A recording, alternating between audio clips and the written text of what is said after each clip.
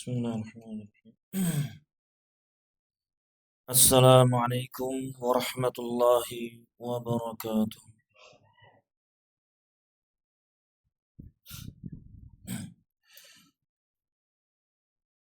Alhamdulillahi rabbil alamin.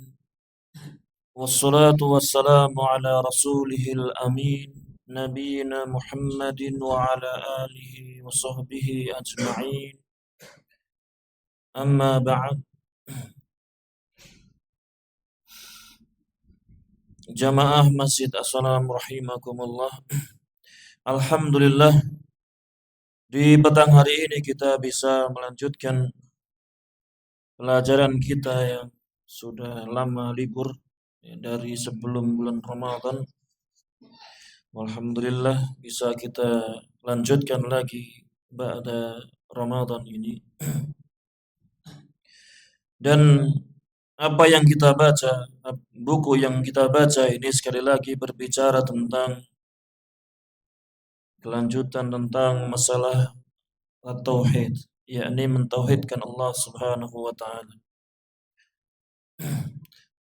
Karena tidak cukup seseorang beribadah hanya kepada Allah saja, tapi harus apa? Sebaliknya juga, dia harus meninggalkan peribadatan kepada selain Allah Subhanahu wa taala dan perkara-perkara yang mengurangi ketauhidan seseorang.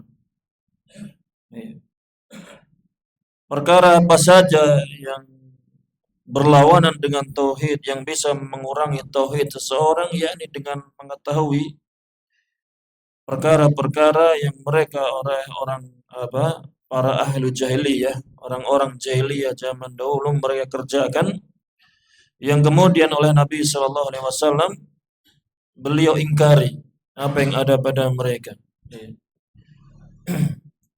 Karena perkara-perkara yang mereka kerjakan ini bisa merusak tauhid atau bahkan bisa membatalkan tauhid, atau yang paling ringannya mengurangi nilai tauhid seseorang. Sehingga membaca buku ini adalah perkara yang sangat penting bagi kita dalam rangka menjaga tauhid kita kepada Allah Subhanahu wa taala.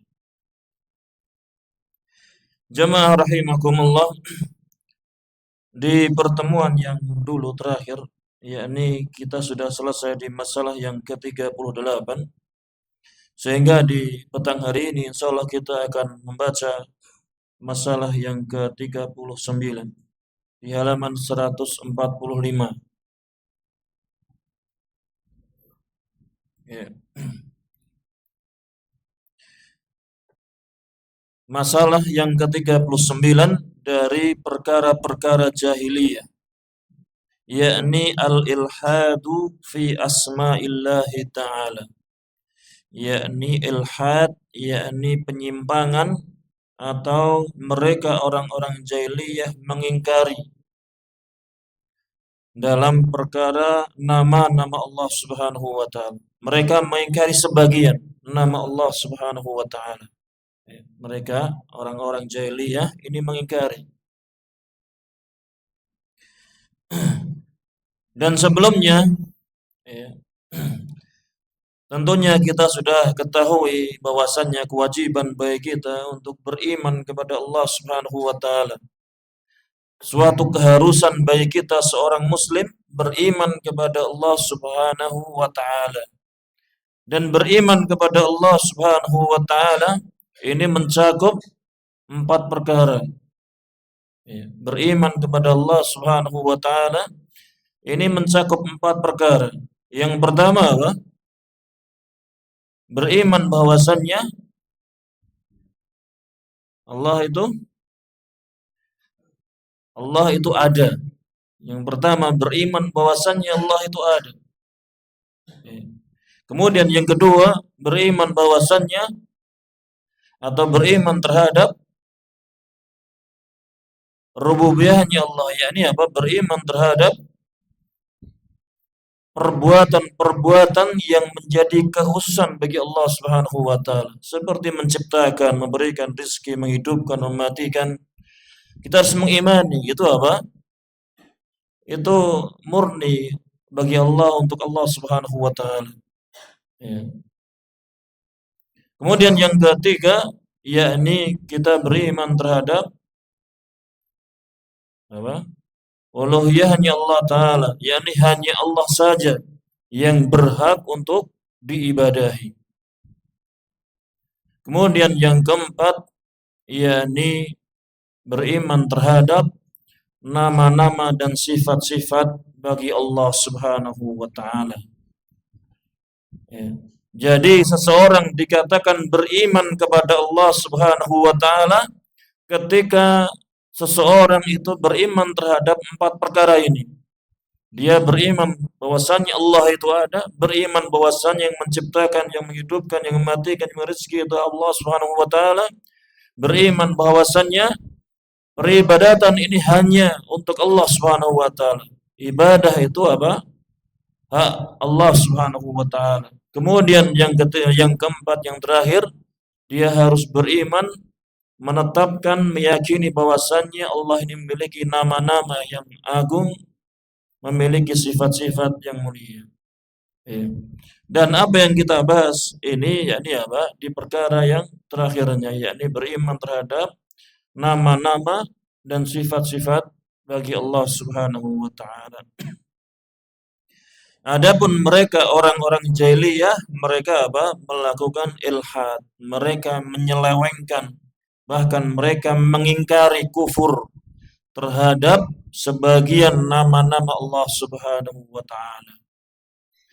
Sehingga kita seorang muslim tidak boleh baik kita apa? Mengingkari nama yang sudah ditetapkan dalam Al-Qur'an maupun hadis untuk Allah Subhanahu wa taala. Kalau Allah sudah menetapkan nama ini bagi dirinya dalam Al-Qur'an maupun hadis, maka wajib bagi kita untuk menetapkan juga. Ataupun yang ditetapkan oleh Nabi sallallahu alaihi wasallam bahwasannya Allah taala itu apa? Memiliki nama demikian, sifat demikian, maka wajib bagi kita untuk menetapkannya. Tidak boleh bagi kita mengingkarinya. Ya, tidak boleh bagi kita untuk mengingkarinya.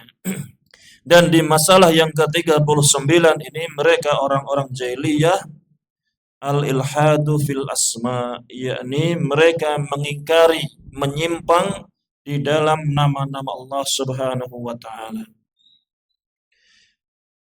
Sebagaimana disebutkan dalam firman Allah taala dalam surah Ar-Ra'd ayat yang ke-30, wa hum yakfuruna birrahman, dan mereka orang-orang kufar Quraisy khususnya, mereka ingkar, mereka kufur terhadap Ar-Rahman.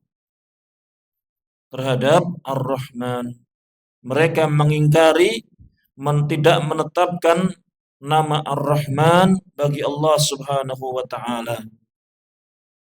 Ya.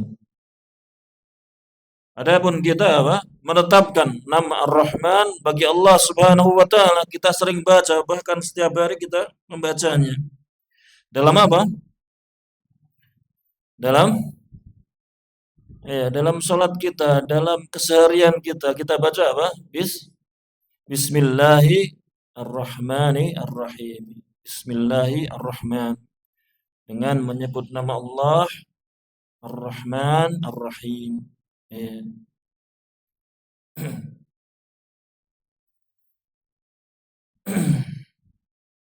Ar-Rahman itu maksudnya apa? Maknanya apa Ar-Rahman? Ar-Rahman maknanya zat yang memiliki apa? Biasanya kalau dalam terjemahan diterjemahkan yang Maha Pemurah. Pengasih atau pemurah? Pengasih, pemurah dan penyayang. Pengasih dan penyayang. Kalau di sini diterjemahkan Rabb yang Maha Pemurah. Tapi maknanya Ar-Rahman ini apa? Dzur-Rahmah Wasiyah, yang memiliki rahmah, kasih sayang yang luas. Iya. Memiliki kasih sayang yang luas. Allah memiliki sifat rahmah, dan ini termasuk sifat yang senantiasa menempel padanya, pada Allah Subhanahu wa taala. Maksudnya Allah memiliki kasih sayang kepada seluruh makhluknya. Baik itu orang mukmin, orang kafir, Allah berikan kasih sayangnya karena Allah taala Ar-Rahman. Yang diberi rezeki tidak cuma orang mukmin saja, orang kafir pun diberikan rezekinya. Boleh menghirup udara, oksigen, kita boleh minum air yang ada di bumi, ciptaan Allah Subhanahu wa taala. Ini karena Dia Allah taala Ar-Rahman, yang memiliki rahmah, kasih sayang yang luas untuk seluruh makhluknya, manusia, binatang dan yang lainnya. Adapun Ar-Rahim ini sama juga, Dzur-Rahmah juga, yang memiliki rahmah. Tapi rahmahnya Ar-Rahim ini apa? Cuma apa? Untuk orang-orang mukmin, untuk orang-orang yang beriman. Allah berikan taufiknya, Allah berikan jalan yang benar, Allah mudahkan untuk beribadah kepada Allah Subhanahu wa taala. Allah hindarkan dari kemaksiatan, dari kebid'ahan, kesyirikan. Ini kasih sayang Allah Subhanahu wa taala kepada mereka orang-orang mukmin. Karena Allah taala Ar-Rahim. Ya, Ar-Rahim. Jadi Ar-Rahmah, rahmah kasih sayang Allah, rahmah Allah untuk seluruh makhluknya. Jadi jangan terus dia tidak pernah sholat, bahkan bukan Islam tapi kok kaya, kok hidupnya enak sekali. Kenapa? Karena Allah rahmah. Allah juga berikan kasih sayangnya kepada mereka orang kafir. Bahkan ahli fasik pun diberikan kasih sayangnya Allah karena Allah Ar-Rahman. Adapun mereka orang kafir, tidak Allah mudahkan dia beribadah kepada Allah Subhanahu wa taala. Karena Rahim, Allah Ar-Rahim itu hanya untuk orang-orang yang beriman saja. Sehingga kita hendaknya bersyukur Allah mudahkan bagi kita untuk senantiasa beribadah kepadanya.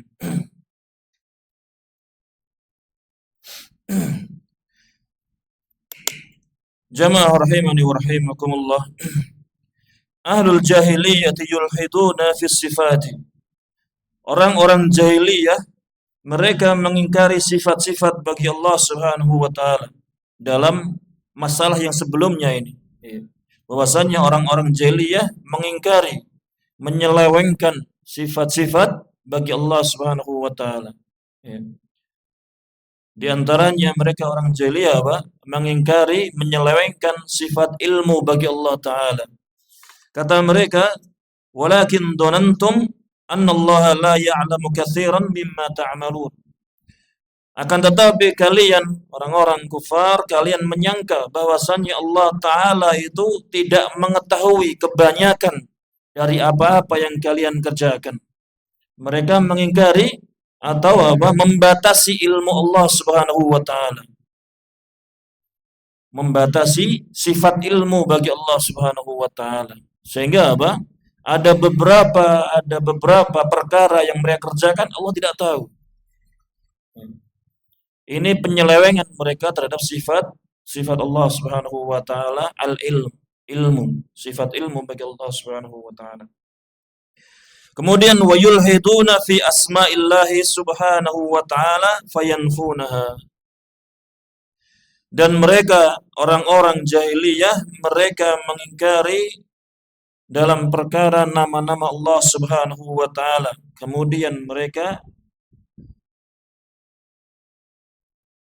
mengingkarinya.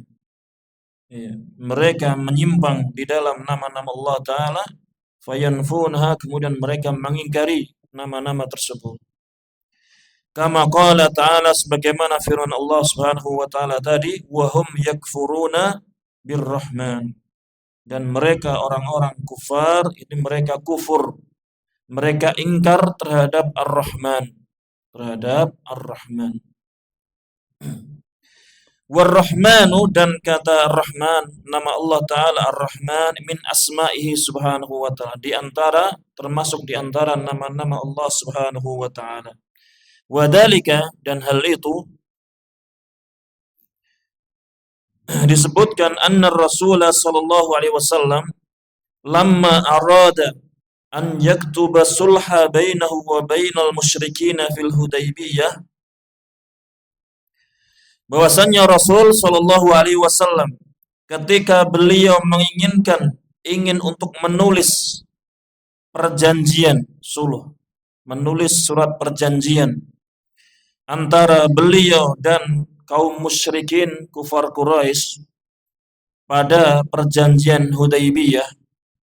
Ya, jadi beliau ketika terjadi perjanjian Hudaybiyah, beliau menulis surat perjanjian antara kaum muslimin dengan orang-orang kufar Quraisy di Makkah. Ya. Kapan terjadi perjanjian Hudaybiyah? Di tahun berapa? Di tahun ke-6.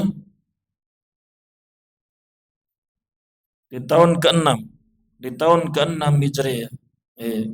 Ketika Nabi sallallahu alaihi wasallam beliau ingin untuk menunaikan umrah.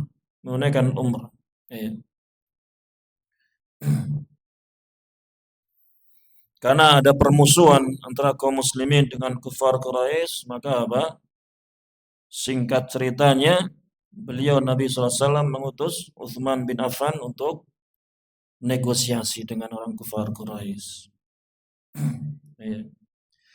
Akhirnya faja'a Suhail bin Amr, maka datang Suhail bin Amr.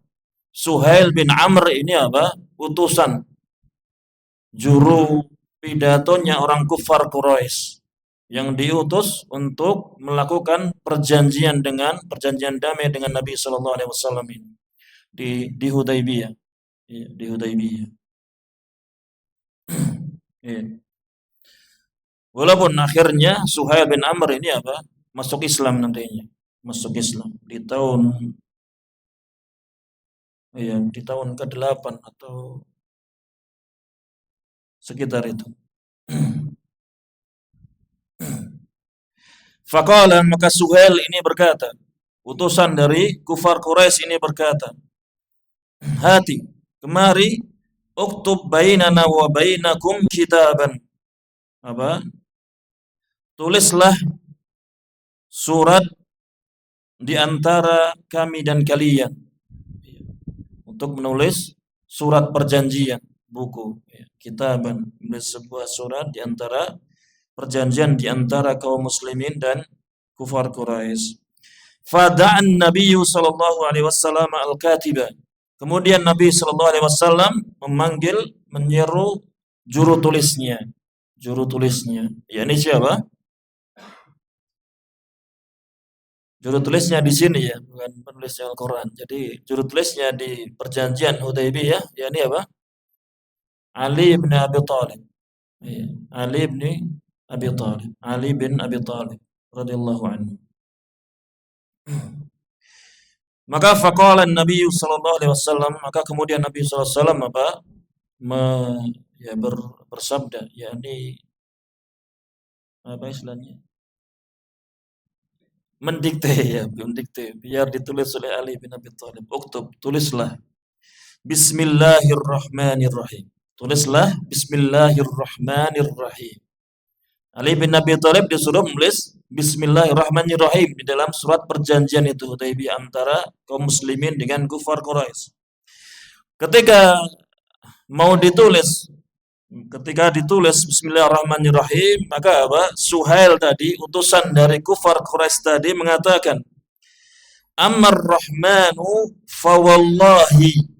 Adapun nama Ar-Rahman fawallahi, maka demi Allah. Suhail bersumpah, wallahi, demi Allah, ma adri ma huwa. Aku tidak tahu itu apa itu. Tidak tahu apa itu. Ar-Rahman ini apa ini? Ya. Jadi Suhail bin Amr ini apa? Mengingkari, tidak mau kalau di dalam perjanjian Hudaybiyah ini ditulis nama Ar-Rahman. Ya. Mereka mengingkarinya. Qalu, mereka orang kafir Quraisy ini mengatakan, ma na'rifur rahmana illa rahmanal yamamah. Kami tidak mengenal Ar-Rahman kecuali Rahmanul Yamamah. Ya'nuna, maksudnya Rahmanul Yamamah, yakni Musailamah, yakni Musailamah. Ya. Yang berasal dari Yamamah, ya, dari Riyadh. Ya. Jadi yang mereka kenal nama Ar-Rahman, Rahman yakni Rahmanul Yamamah, yakni Musailamah. Musailamah. Lianna Musailamah tusamma birrahman. Karena Musailamah yang dari Yamamah ini disebut dengan Ar-Rahman. Biasa terkenal dengan sebutan Ar-Rahman.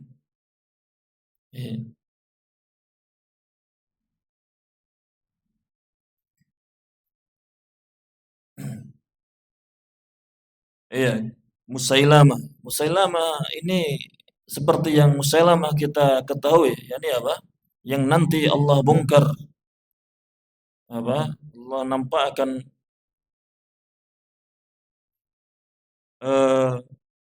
kejahatannya, yakni apa? Ketika di zaman Abu Bakar, Musailamah ini apa?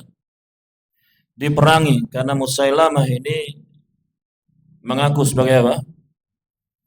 Nabi palsu, ya, mengaku sebagai nabi, ya. Sehingga diperangi, dan setelah dinampakkan keburukannya, maka sudah tidak dikenal lagi dengan Ar-Rahman, tapi dikenal dengan Musailamah Al-Kadzdzab, Musailamah sang pendusta, ya, pendusta. Sudah tidak dikenal lagi dengan Ar-Rahman lagi, tapi diganti dengan Musailamah Al-Kadzdzab, Musailamah sang pendusta. Jadi apa? Mereka orang kufar Quraisy tidak mengenal Ar-Rahman kecuali Rahmanul Yamamah, yakni Musailamah ini.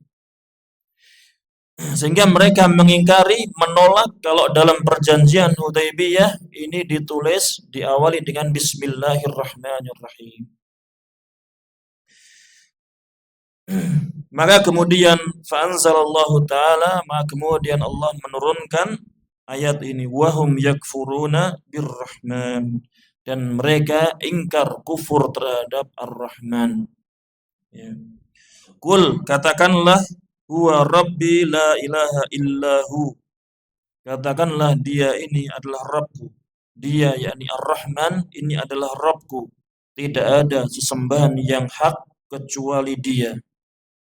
Alaihi tawakkaltu, hanya kepadanya aku bertawakal, wa ilaihi matab, dan hanya kepadanya kami bertaubat. Aku bertaubat. Hanya kepadanya aku bertaubat.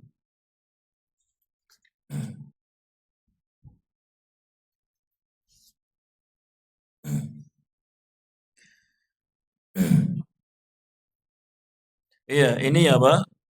Ini hadis kisah yang menyebutkan, yang menjelaskan bahwasannya mereka orang-orang kufar Quraisy, ahlul jahiliyah, mereka menolak, mengingkari nama Ar-Rahman bagi Allah Subhanahu wa taala. Kemudian wakadzalika, dan seperti itu juga, lamma kana an-nabiy sallallahu alaihi wasallam fi Makkah, ketika Nabi Shallallahu Alaihi Wasallam berada di Makkah. Wa kana yusalli wa yad'u, dan beliau dulu sholat dan berdoa. Wa yaqulu, dan beliau berdoa dengan mengucapkan Ya Allah Ya Rahman, Ya Allah Ya Rahman. Beliau berdoa dengan menyebut Ya Allah Ya Rahman. Maka qala al-musyrikun, berkata orang-orang musyrik Makkah, unduru ila hadar rajul, lihatlah oleh kalian, lihatlah kepada laki-laki ini, yakni kepada Nabi sallallahu alaihi wasallam, lihatlah laki-laki ini. Yaz'umu annahu ya'budu ilahan wahidan wa huwa yaqulu ya Allah ya Rahman ya'budu ilahaini. Dia menyangka, dia Nabi sallallahu alaihi wasallam, maksudnya ini masih ucapan ke orang-orang musyrik. Dia menyangka, Nabi ini menyangka bahwasanya dia beribadah kepada satu ilah saja, satu sembahan saja. Dalam keadaan dia mengucapkan, dia berdoa, Ya Allah, Ya Rahman. Ya'budu ilahaini. Dia beribadah kepada dua sesembahan. Jadi, di dalam pikirannya orang musyrik, ketika Nabi Shallallahu Alaihi Wasallam itu berdoa dengan menyebut Ya Allah Ya Rahman, Nabi Shallallahu Alaihi Wasallam berdoa meminta kepada dua sembahan, Allah dan Ar-Rahman. Jadi mereka orang-orang musyrikin menyangka sesembahan, katanya berdakwah kepada agar beribadah kepada satu sembahan saja, tapi kok berdoa kepada dua sembahan, Ya Allah Ya Rahman. Iya, ini persangkaan mereka kaum musyrikin. Maka fa'anzalallahu ta'ala, maka kemudian Allah menurunkan ayat surat Al-Isra ayat yang ke-110. Qul ud'ullaha aw ud'ur rahman. Katakanlah, berdoalah atau serulah Allah atau serulah Ar-Rahman. Katakanlah wahai Muhammad, serulah, berdoalah dengan menyebut Allah atau serulah dengan nama Ar-Rahman.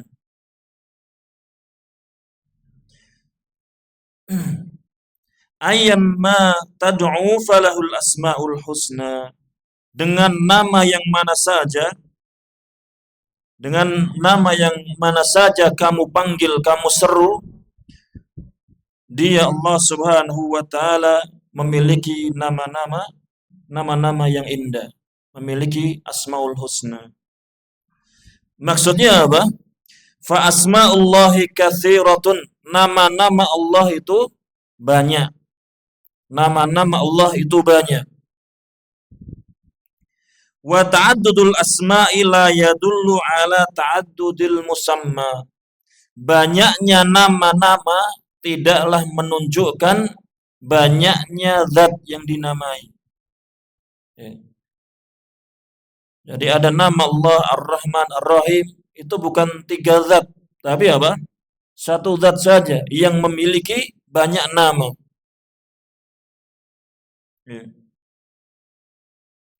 Wa innama yadullu ala 'azamati hadzal musamma alladhi ta'addadat asma'uhu. Dan hanyalah menunjukkan kepada keagungan yang dinamai tersebut, yang nama-namanya itu banyak. Jadi semakin banyak namanya, justru malah menambah keagungan zat yang dinamai tersebut, menambah kesempurnaannya. Ketika disebut wa huwal azizul ghafur, Dialah Allah Aziz, Al-Aziz, yang maha perkasa, yang maha Al-Ghafur, yang maha pengampun. Biasanya kalau manusia Al-Aziz, maha perkasa, biasanya apa? Kalau sudah perkasa, biasanya yang semena-mena zalim. Kalau ada orang jahat, ya dibalas dengan kejahatan.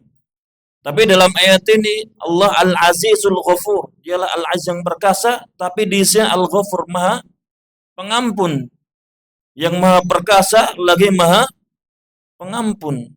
Ini menunjukkan kesempurnaan Allah Subhanahu wa taala. Ya.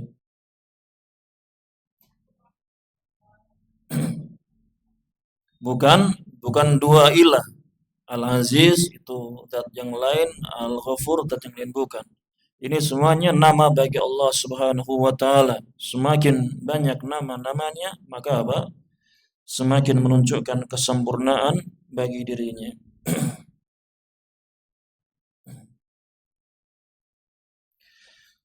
Fasyahidu, maka perkara yang menjadi inti dalam masalah yang ke-39 ini, annal musyrikina yunkiruna asma'ullah, bahwasannya orang-orang musyrik itu mereka mengingkari nama-nama Allah Subhanahu wa taala. Faman nafa asma'allahi minal firaq dhalah, dan siapa saja yang mengingkari nama-nama Allah Subhanahu wa taala termasuk firqah-firqah yang sesat. Ini masuk dalam kelompok-kelompok yang sesat. Kal Jahmiyah, seperti Al-Jahmiyah yang mereka apa? Mengingkari nama-nama Allah Subhanahu wa taala. Ada kelompok namanya Jahmiyah, mereka apa? Mengingkari nama-nama Allah Subhanahu wa taala. Di antara nama Allah Subhanahu wa taala, au nafa ma'aniha wa athbata alfadhaha, dan ada yang mereka ini mengingkari makna yang terkandung di dalam nama tersebut, dalam keadaan sekaligus mereka menetapkan nama bagi Allah Subhanahu wa taala. Kal Mu'tazilah, seperti kaum Mu'tazilah. Jadi mereka menetapkan nama bagi Allah Subhanahu wa taala tapi mengingkari makna yang terkandung di dalam makna tersebut. Mereka menetapkan Allah ini Al-Alim, Allah ini apa? As-Sami', Al-Basir. Tetapi mereka tidak menetapkan makna yang terkandung di dalam As-Sami'. As-Sami' itu apa? Maha mendengar. Allah apa? Memiliki nama As-Sami', Maha mendengar. Tapi Mu'tazilah ini menetapkan As-Sami', nama As-Sami' bagi Allah Ta'ala. Tetapi mereka apa? Tidak menetapkan Allah ini mendengar. Allah tidak mendengar. Jadi mereka apa? Menetapkan As-Sami', tapi makna yang terkandung di dalamnya mereka tidak menetapkannya. Mereka mengingkarinya. Allah Alim, Maha mengetahui tapi tidak mengetahui. Allah Alim tapi tidak mengetahui. Alim bila ilmin. Ini aneh, kelompok yang agak aneh. Kalau manusia mungkin saja kan, kalau manusia nama tapi namanya tidak cocok dengan kepribadiannya, ini biasa. Tapi Allah Subhanahu wa taala tidak. Di setiap namanya terkandung makna dan sifat bagi dirinya. Sifat bagi dirinya. Ketika Allah memiliki nama Al-Basir, ya Maha melihat, Allah melihat. Allah Al-Alim, Maha mengetahui, Allah mengetahui segala sesuatu, dan seterusnya. Ada kandungan makna, ada sifat yang menempel pada zatnya, pada dirinya. Au nafa ba'da sifati wa athbata ba'daha. Au nafa ba'da as-sifati wa athbata ba'daha kal asy'ariyati.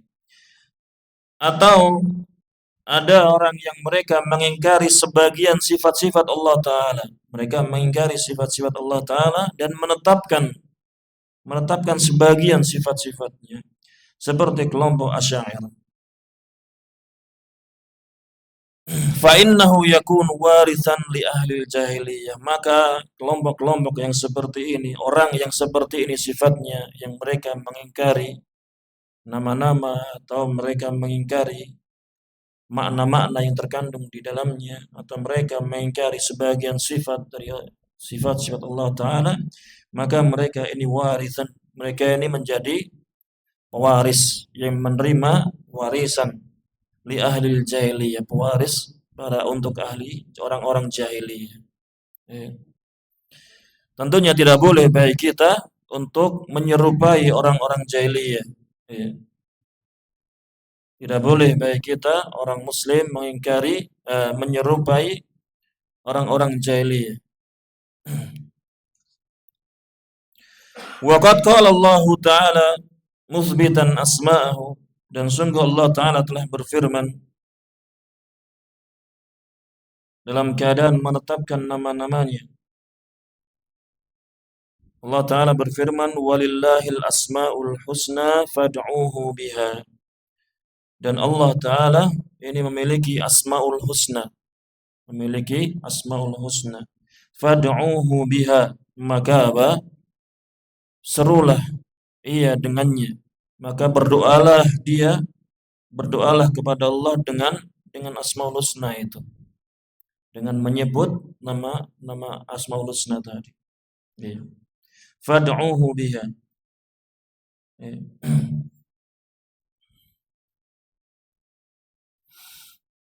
Kemudian Allah Subhanahu wa taala berfirman, Allahu la ilaha illahu lahul asmaul husna. Allah dialah yang tidak ada ilah kecuali dia. Dia Allah Ta'ala yang memiliki asmaul husna. Wa qala Allah Ta'ala, dan Allah Ta'ala berfirman, lahul asmaul husna. Dia Allah Ta'ala yang memiliki asmaul husna. Ini ayat-ayat yang menunjukkan bahwasannya Allah ini memiliki nama-nama yang banyak, nama-nama yang indah, nama-nama yang bagus, ya. Yang Allah perintahkan untuk seseorang ini berdoa dengan menyeru nama-namanya ini.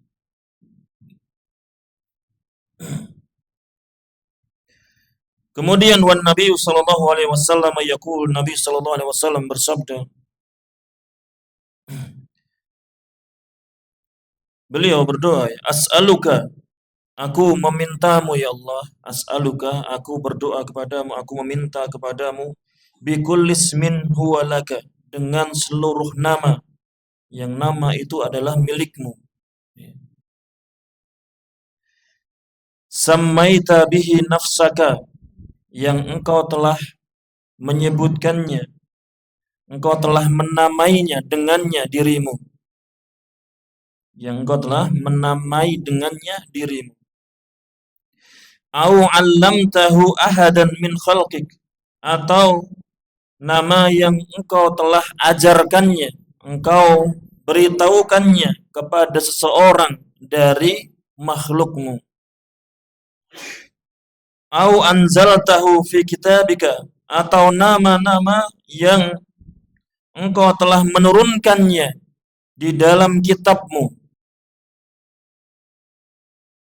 Aw ista'tharta bihi fi ilmil ghaibi indaka, atau engkau telah engkau telah menyembunyikannya. Ista'tharta, memonopoli, menyembunyikannya di dalam ilmu ghaib di sisimu. Ya. Di dalam hadis ini sangat jelas sekali menunjukkan bahwasannya nama-nama Allah Subhanahu wa taala sangat banyak.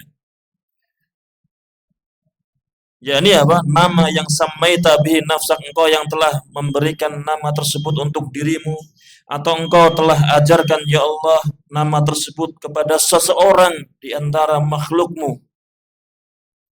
Seorang dari makhluk, bisa jadi dari nabi rasul sebelumnya dan seterusnya.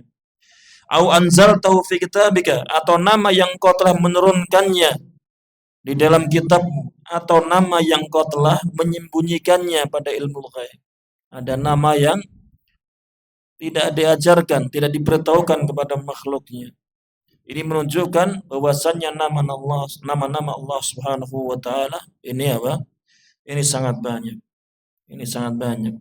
Dan yang jelas yang hendaknya kita yakini bahwasannya kita wajib atau wajib bagi kita menetapkan nama-nama dan sifat-sifat bagi Allah Subhanahu wa taala. Nama-nama yang Allah telah tetapkan di dalam Al-Qur'an khususnya. Nama-nama yang telah ditetapkan oleh Rasulullah SAW dalam hadisnya. Apa yang sudah ditetapkan wajib bagi kita untuk menetapkannya. Tidak boleh mengingkarinya, tidak boleh menyelewengkannya. Begitu juga dengan sifat-sifat yang datang dalam Al-Quran maupun hadis tentang sifat-sifat Allah Subhanahu wa taala, wajib bagi kita mengimaninya, wajib bagi kita untuk menetapkan sifat tersebut bagi Allah Subhanahu wa taala. Ini saja yang bisa kita bacakan di pertemuan petang hari ini. Insyaallah kita lanjutkan di pertemuan yang akan datang. Kita akhiri. Mungkin ada salah kata, salah ucap, minta maaf yang sebesar-besarnya.